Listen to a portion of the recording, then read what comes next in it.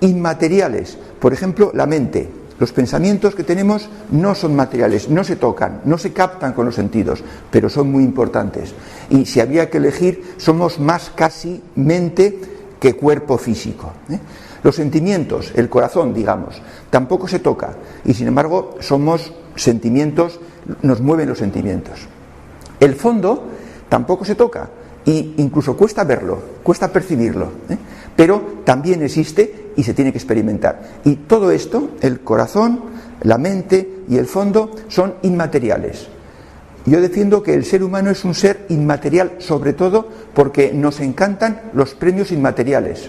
Si nuestro jefe nos dice, fulano, esto te ha salido perfecto, estoy orgulloso de cómo has hecho ese trabajo, pues aunque no nos den nada material, de pronto subimos 5 enteros y nos sentimos muy bien. De manera que una sonrisa del ser amado nos produce más satisfacción que 1.000 euros en la cuenta. De forma que el ser humano es sobre todo una persona, un ser, un ente inmaterial.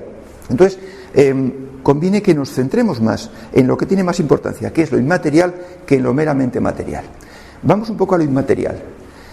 Dentro de las componentes inmateriales podemos distinguir en componentes temporales y componentes no temporales. Es temporal aquello que tiene fin, aquello que se acaba. Y, por ejemplo, pues nuestro cuerpo es temporal, porque se acabará. Nuestra mente también es temporal, porque también, pues cuando muera el cuerpo, nadie tiene la idea de que la mente va a pasar a otro sitio. En cambio, tenemos una componente, una sola, que no es temporal, que no tiene fin. Y eso, lo temporal es una cualidad y lo contrario es lo no temporal, lo que es atemporal, lo que puede estar en el tiempo, pero también puede estar fuera del tiempo, en el no tiempo.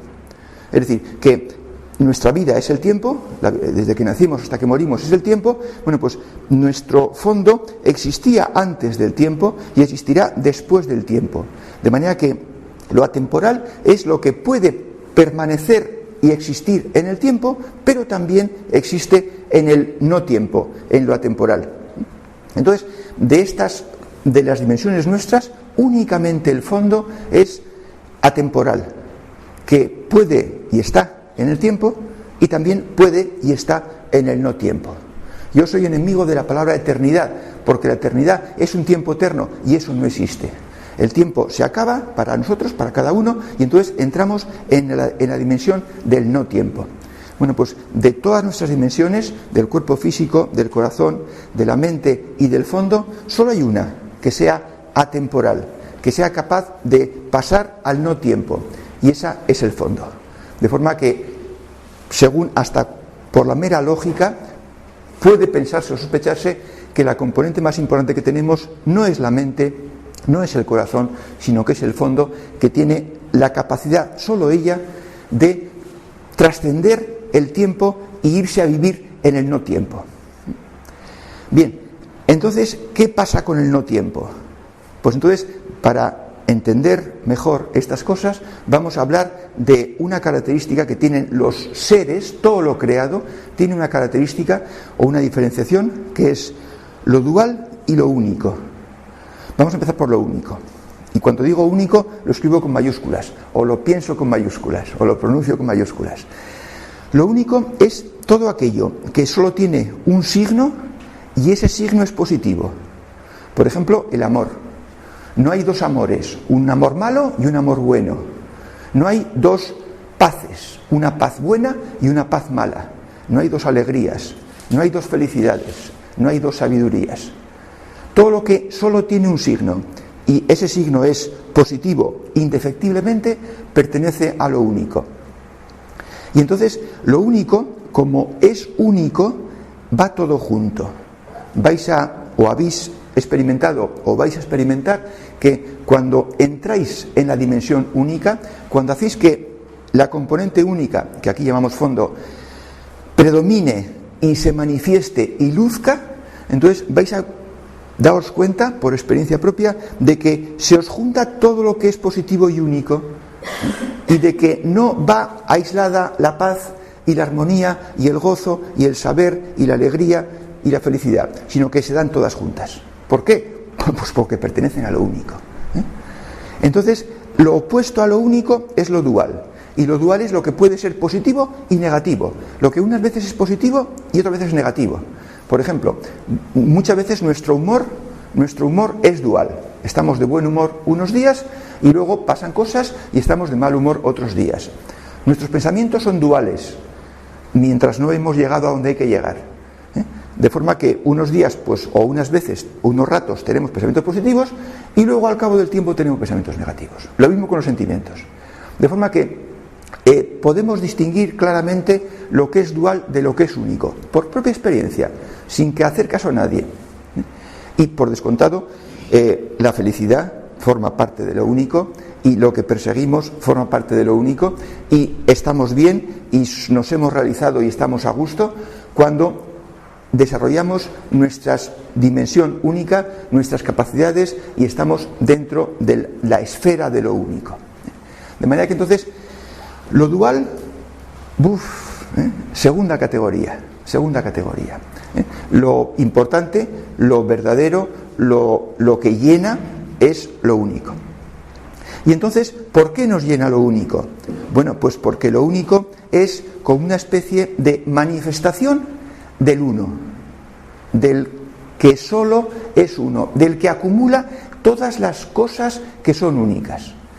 Y entonces conviene hablar del uno o de la divinidad para entender la vida, el ser humano, qué hacemos aquí, qué tarea tenemos, qué es lo que hay que hacer en la vida. Los que no saben, los que no han experimentado cosillas, pues hablan de un Dios personal, un Dios que tiene deseos, que quiere respuestas nuestras, que premia y castiga. Bueno, pues no. Habría que hablar más bien de una divinidad, de un ser superior, y pintarlo o hacerlo comprender más bien como un estado, como el estado de la plenitud, el estado de la perfección, la suma de todas las perfecciones que hay en el universo, la perfección en grado sumo. Entonces, no se puede amar a un estado, se puede llegar a un estado, se puede subir a un estado, se puede ascender o se puede pisar, pero no se puede amar. Es como si fuese una nube. No se puede amar una nube, ni falta que hace amar una nube. Lo que hace falta es que la nube te moje y que participes o entres en la nube. Bueno, pues el pintar a la divinidad como un estado, como el estado de perfección, como el estado de plenitud, os puede sonar quizás a la mente como una cosa rara, como algo no entrañable, algo lejano, pero realmente la divinidad no pretende que la adoremos, ni que la veneremos, ni que la amemos. La divinidad lo que quiere es que la conozcamos, que participemos de ella, que nos identifiquemos con ella. Ella quiere ser participada, no querida. No está mal el que a Dios o a la divinidad, entendéis como lo entendéis, pues le expreséis cariño, respeto, incluso adoración si queréis, pero quedarse solo con eso es muy poca cosa. La divinidad lo que quiere es ser participada, que subamos hasta ese estado, y nos ha dado medios, el fondo, que es atemporal, que es inmaterial y que es único, para que conozcamos cómo es la divinidad, porque el gran secreto que debiera desvelarse y que debiera decirse a la gente es que tenemos la capacidad para entrar en la dimensión superior. Y la dimensión superior, que es la trascendente, que es lo único, por arriba está la pura divinidad, el puro uno. Y por abajo estamos nosotros cuando con nuestro fondo nos llegamos hasta allá. Entonces, el gran secreto, la gran clave, es que tenemos un instrumento interior que nos permite llegar hasta la dimensión de la divinidad, nada menos. Y que la clave y el objetivo de la vida es precisamente desarrollar ese esa componente, ese fondo, y subir hasta la dimensión de lo uno, y cada vez ser más, estar más y ser más de lo uno, y eso es la felicidad. De manera que el trabajo queda muy claro si se explican las cosas con cierta altura y con cierto grado de acierto y con cierto grado de experiencia. Eso es lo malo, que hay que tener experiencia para explicar estas cosas. Entonces, el siguiente tema era, bueno, pues entonces, si ahí está la divinidad, ¿qué es la vida? La vida terrena, la vida nuestra. Bueno, pues la vida es como si hemos venido es porque no somos plenos. Y que no somos plenos lo sabéis todos, no hace falta que os lo demuestre. Tenemos cosas que pulir. No estamos enganchados a lo uno de manera instintiva, intuitiva e interior, sino que estamos enganchados al mundo de la ilusión. Nos fijamos y damos importancia a lo material, nos fijamos y damos importancia a la opinión de los demás, y ignoramos y no trabajamos prácticamente con la componente sutil, que es el fondo, con la dimensión única. Y como hacemos todas esas cosas, pues resulta que no somos felices. Y hemos tardado muchos años en darnos cuenta de que no somos felices y de que nos falta algo. Pero bueno, ya por fin nos hemos dado cuenta. Y entonces yo hasta ahora os he dicho, hombre, al día, aunque sea un cuarto de hora, ya os dedicaréis a trabajar con el fondo. En realidad tendrían que decirnos cuando teníamos 7 años, mirad, podéis hacer de todos los momentos de todos vuestros días ocasión para hacer gimnasia y para conseguir vuestro objetivo de desplegar las facultades únicas que tenéis. Podéis hacer ocasión de todo momento, de cada día. Y entonces el que consiga estar entendiendo las cosas y trabajando para desplegar lo uno, bueno, pues va a tener muchas más ocasiones de hacer gimnasia y de perfeccionar su componente única que si se dedica solamente un cuartico de hora al día. Pero bueno, pues empezamos con un cuarto de hora y luego ya iremos mejorando, aumentando, porque queremos, porque comprendemos las cosas bien. De forma que hemos bajado voluntariamente a la vida. Yo os propongo esto, consultaros al fondo, y aquí tenemos que pulir aquello que no está pulido. Y en la medida en que uno hace eso, que es ni más ni menos que el plan que puso el que puso y que nosotros estamos dentro de él, en la medida que uno se mete en el plan y toma conciencia de lo que le conviene hacer, pues entonces en esa misma medida va progresando y se van dando cambios. Entonces, la vida es exactamente eso, y por eso ese afán que tenemos los humanos de felicidad. Lo que pasa es que el chip de la felicidad está metido en todos, pero la forma de conseguirlo, pues no. Es más, incluso el nombre de felicidad es equívoco, porque buscamos la felicidad como si la felicidad fuese un ente aislado que se da pocas veces y que es muy difícil de conseguir, y que casi cuando nos regala la felicidad su presencia, entonces todo va bien, pero luego no nos la regala ella, no sabemos por qué, y entonces ya vuelven otra vez los problemas y las dificultades, y las tristezas y las depresiones y las cosas. No es así. No es la felicidad. La felicidad no debiéramos llamarle felicidad, sino tener clara conciencia de que desarrollamos nuestra componente sutil y única y hacemos que todo nuestro ser esté bañado por esa potencia de la dimensión única, o no lo hacemos, así sin más. O lo hacemos o no lo hacemos.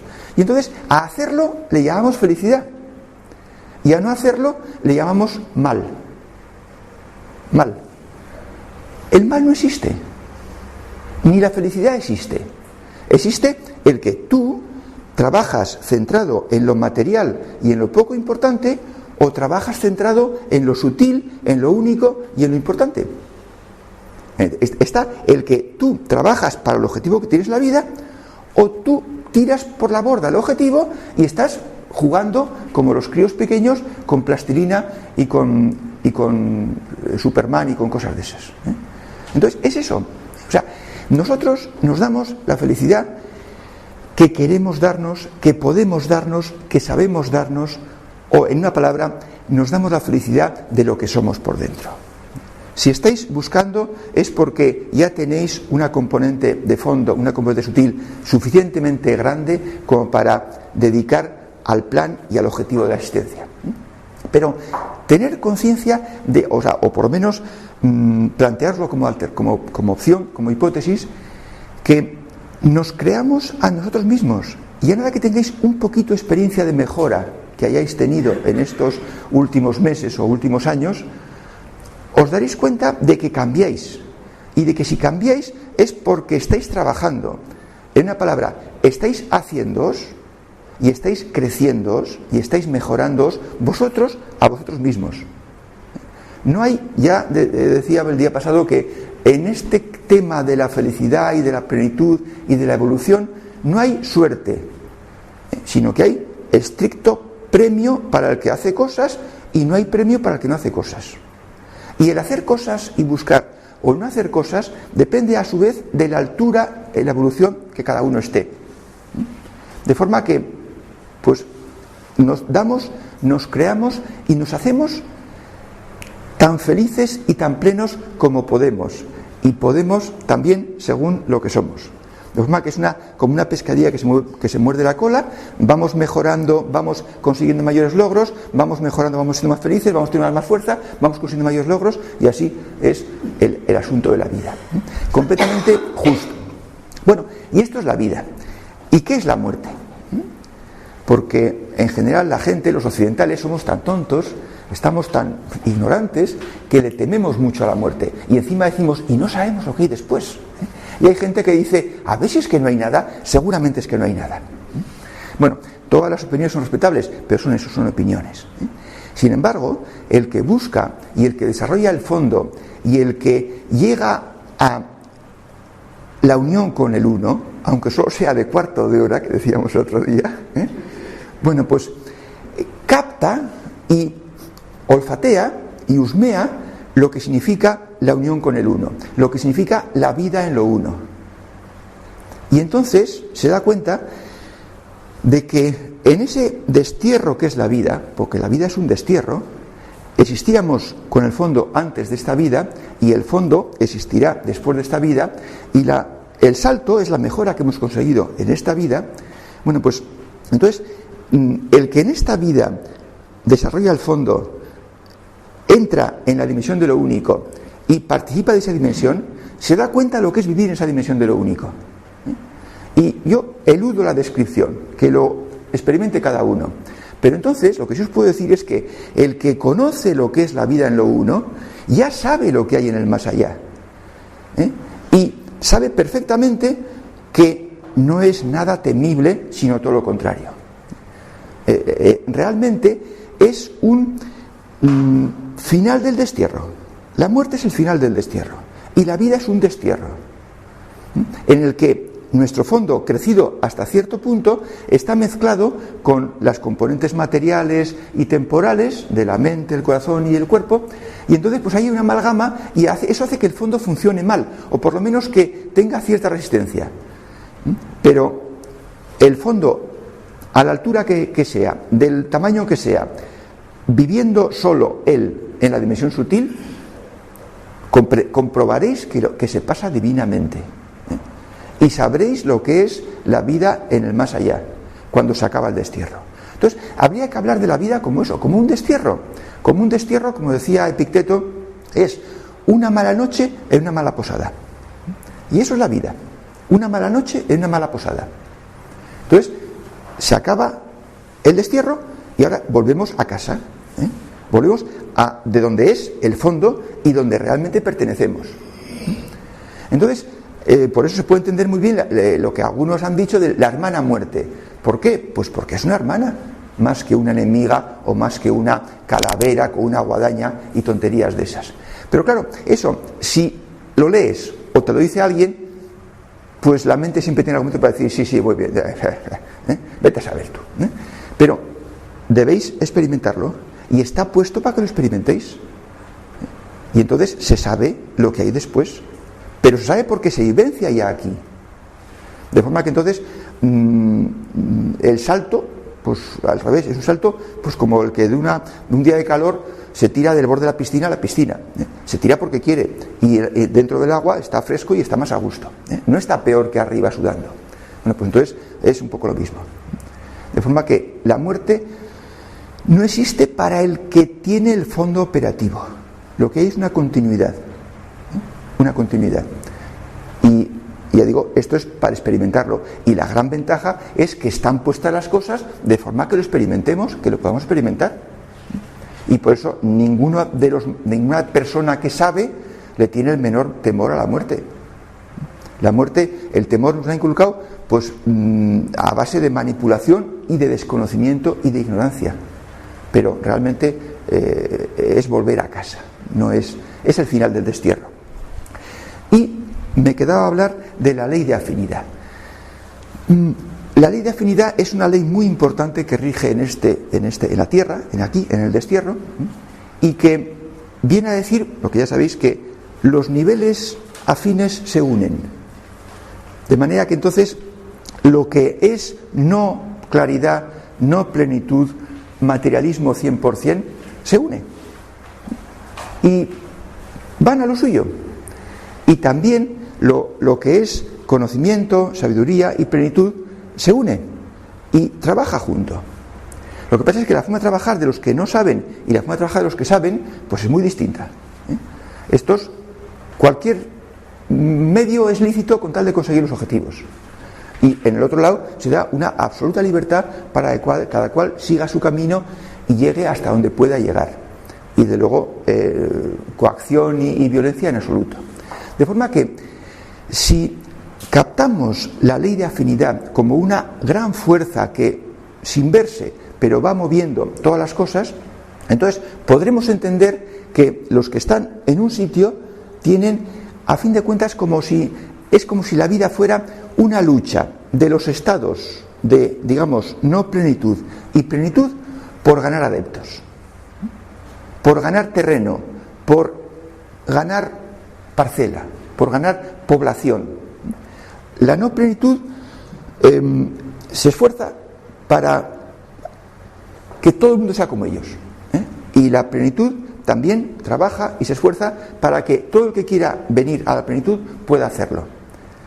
Y entonces esa es un poco una ley que hace que el camino de ascenso, en el camino de ascenso os encontréis con cosas positivas. A mí más de uno de vosotros o de otros me han dicho: ¡qué casualidad! Iba yo mirando por aquí y por allá y de pronto ¡plum!, me encontré con un libro que me vino de perlas. No es casualidad. No es casualidad, es que tú, que estás buscando plenitud, verdad, con mayúsculas, estás trabajando y al final te encuentras con alguien o con algo o con alguna huella de plenitud o verdad con mayúsculas. De forma que es la afinidad que tú tienes y tú te buscas y te creas y te encuentras y te aproximas a allá donde hay plenitud y verdad con mayúsculas. Entonces, es lo que hay que trabajar.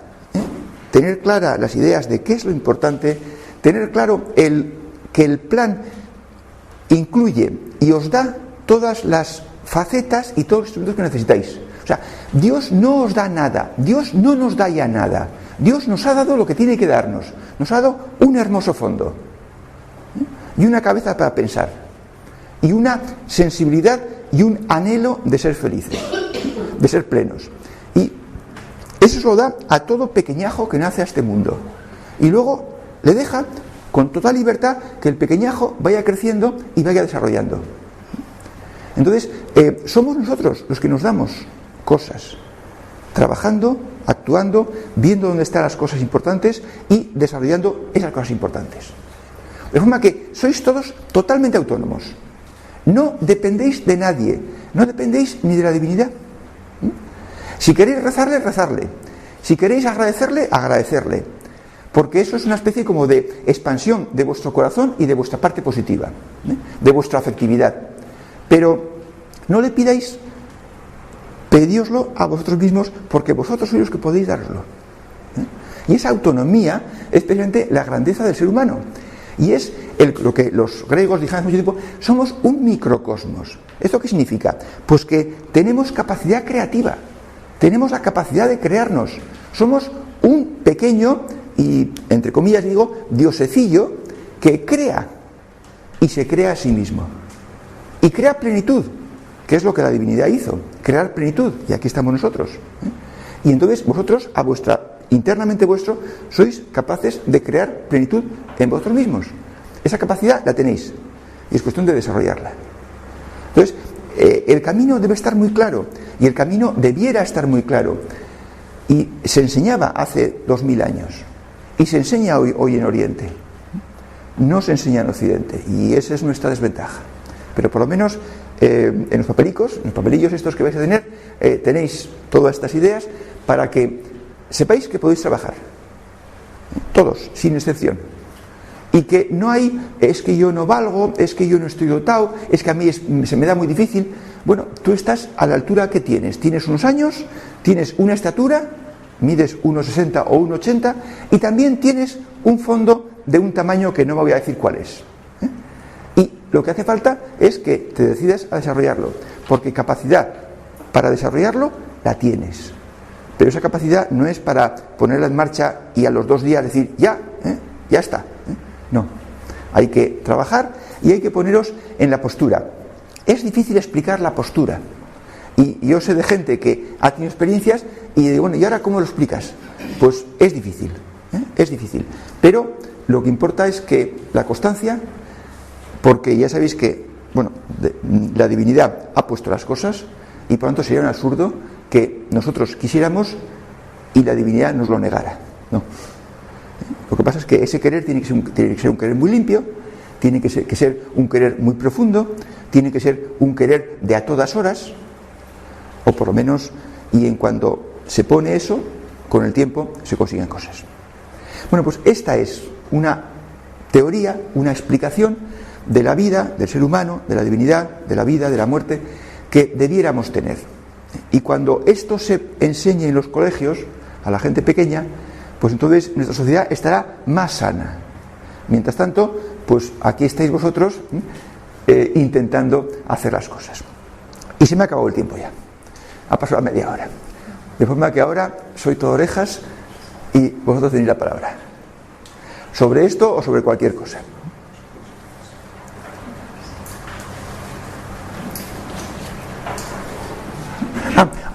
Se me ha olvidado. Quiero encargaros dos prácticas de hoy al jueves. Fíjate, hay poco tiempo. Una, leer los textos para leer con el fondo que están en la web. Descargároslos, tienen forma de verso, y leer uno al día, dejando reparar el fondo como práctica para sentir. Se trata de que leáis y sintáis. Lo que ya lo veréis. Y otra práctica que podéis hacer es leer vuestro diario los días luminosos. Debéis llevar un diario. Si sois buscadores, debéis llevar un diario. Por muy mal que escribáis, por muy torpes que seáis escribiendo, llevar un diario para escribirlo los días que merezca la pena. Días buenos o días malos. Y entonces, cuando tengáis días que merecen la pena, leer esos días que merecen la pena. El leer es una forma de transportaros al día ese en el que mereció la pena y hubo experiencias positivas. Y entonces es una forma de repetir, fotocopiar y duplicar la postura interior que teníais ese día. De forma que leer textos bonitos o leer lo que vosotros mismos escribís es una forma de poneros en sintonía. Entonces, esa es la tarea. Para ahora o para cuando más adelante y sea igual. Y el próximo día, el último día, el jueves, os diré qué otras cosas podéis leer para que también desarrolléis, manifiestéis y surja ese fondo sutil y único que tenéis todos y que no es despreciable. O sea que pues este paréntesis hago, que se me ha olvidado la tarea, antes de las preguntas. Una pregunta. Sí. Ah, bueno, es que hoy es jueves, no, el martes 4, el martes 4 de julio, sí, se me han creí que hoy era martes y entonces hablaba del jueves, no, el martes que viene. Ha dicho usted que es diferente Oriente que Occidente, la comprensión del todo. Sí, en Oriente han tenido la buena suerte de que no ha venido ningún emperador que diga, vais a creer esto porque esto es lo mejor y todo lo demás no vale y esto es lo bueno. En Occidente tuvimos la mala suerte de que alguien dijo que esto era lo único y todo lo demás fuera. Y eso fue malo, porque en el tema del crecimiento y de la plenitud no se pueden poner vallas, ni muros, ni monolitos de ningún estilo. Hay que dejar que la gente vaya creciendo a su aire. Es como si ahora tú salieras a la calle y te pusieras a predicar del fondo a la gente que pasa por la calle Legazpi. Pues es absurdo, no tiene sentido. Bueno, pues ya entonces, en el siglo III o IV, ya había sitios como este, no sé si más grandes o más pequeños, donde se enseñaba sabiduría, conocimiento, había mucha obra escrita. Entonces, anular todo eso y decir que todo eso no vale y que solo vale esto otro es un error. Y como en Occidente lo hicimos y hemos seguido con ese error R, pues entonces nuestra sociedad está desinformada y esto no se enseña. Me parece que lo que os acabo de decir pues no se enseña. En cambio en Oriente se enseña. Hace poco un familiar mío y fue a la India, estuvo allá varios meses y me decía que lo que aquí en Occidente pues no se sabe y está en 4 libros y en 4 sitios, allá está en la calle, y se respira en las familias, en los sitios, se respira de otra forma distinta, porque ese conocimiento existe, lo cual no significa que todos sean maravillosos y perfectos, pero la cultura existe y está en la calle. Aquí no está en la calle y eso es lo malo que tenemos. Pero bueno, pues nosotros tenemos que pechar con eso y trabajar, que tampoco importa, tampoco importa. Ha dicho que deberíamos de escribir un diario y poner los días que tenemos felices.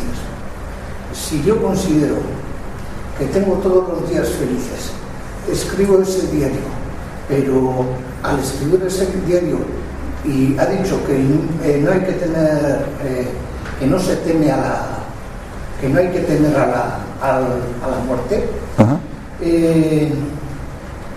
A ver cómo explico. Ahí me pierdo. Que no hay que tener miedo a la muerte. ¿Cómo se supera eso? Si hay un miedo a la muerte. Bueno, pues hablando con el fondo, consultando eso con el fondo. Esos temas importantes, ese tema, no, por ejemplo. No lo sé. Yo es probable que dentro de. No, yo tengo una condición física en la cual puede que ocurra. Y estoy viviendo de regalo muchos años. Pero una cosa, cuando dices soy felicidad todos los días, ¿hablas en primera persona o hablas de terceros? Hablamos aquí en primera persona. Vale, estupendo. Vale, sí. Bueno, hay una cosa que no encaja, que tengas la felicidad y temerle a la muerte. Es que ahí está, este momento no temo a la muerte, pero creo que cuando llegue el momento temeré a la muerte. No, si sabes lo que es, yo te diría, yo no sé si trabajas o no trabajas con el fondo, me huele que sí, pero luego tienes que trabajar con el fondo. Estos temas tienes que trabajarlo con el fondo. No sé, yo ahora he venido hablando con mi amiga, sí, y me ha dicho que ella tiene el libro suyo. Sí. Yo no sabía que había y entonces pues sí. aquí ahora hay aquí el libro. Sí, hay libros, sí, la salud está. Se acabó. Sí, efectivamente, ya hoy hemos traído hoy 10, y hay más, y el próximo día para más. Bueno, mira, trabaja con el fondo, también diré a tu amiga o tú, entrar en la web que está en las papeles, Sofía Originals, ahí tienes muchas cosas, mucho más de lo que hemos explicado aquí, con mucho detalle, con más detalle, en el camino, se titula El Camino.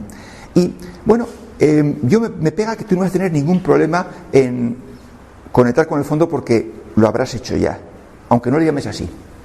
Entonces, en ratitos, en ratos, en cuartos de hora, de soledad. Cuartos de hora he pasado muchos cuartos de hora yo. Bueno, vale. Bueno, pues entonces pregúntale al fondo, porque esas dudas, ¿voy a tener yo miedo cuando llegue el momento? Dialógalo con el fondo. El fondo es un teléfono de ida y vuelta. El fondo no es una cosa que lanzas cosas y ahí se quedan. No. El fondo responde, porque ya hemos dicho aquí, y más de uno lo ha experimentado, que da el saber. Pero da el saber cuando le preguntamos. Y le preguntamos aquello que realmente nos interesa en el fondo, en el fondo con minúsculas. Aquello que nos interesa esencialmente, vivencialmente, personalmente. Entonces, llévalo al diálogo con el fondo, que me huelo que tiene que ser muy fácil. Pero es eso, es la conciencia, porque es que si dialogas con el fondo y entras en contacto con él, entonces vas a saber lo que es la estancia en lo único. Y después de lo que aquí llaman muerte, lo que vamos es a la estancia en lo único. Y entonces es una perfecta continuidad. Y por tanto no se teme a lo conocido, si lo conocido es el gozo absoluto y pleno, imposible de describir. ¿Entiendes? De forma que felizmente para los buscadores tienen la posibilidad de saber qué hay después y saberlo por experiencia propia. Y esto es muy grande, es muy grande. Contacto con el fondo, diálogo con el fondo y pregunta, y lo sabrás. Y además, como yo suelo decir, sabes que sabes. O sea, sabes que esa es la verdad. De forma, como decía el otro, clara y distinta. De forma distinta.